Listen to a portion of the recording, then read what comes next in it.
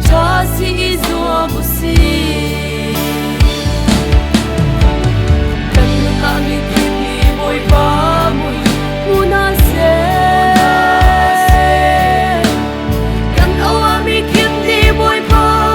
o thei na se boy ba fa dot kan si na hi mi kini bun ha se ni thong che chi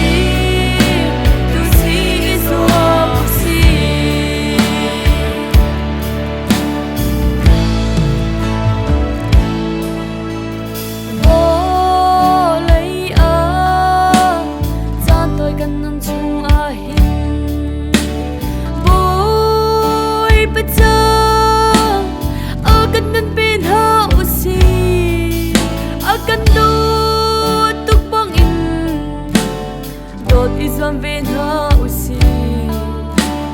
do tu lam ter tu fa cha si zo usi kan ami ni boy ba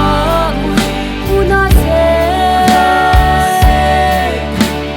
kan awami kim ni boy ba o thei na se boy ba fa do kan si na ki mi kip ni bun ha se nun in thong cha chi tu si is what we see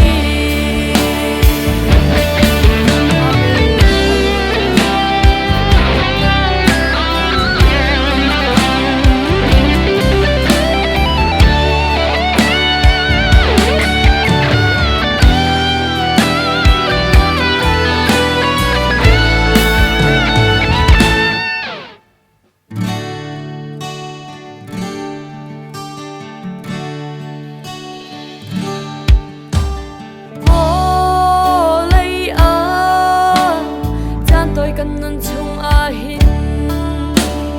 boy ba cha kan thon dak mang na u si a kan do tuk bang i dot i zam ven ha u si do tu lam ter tu fa cha si zo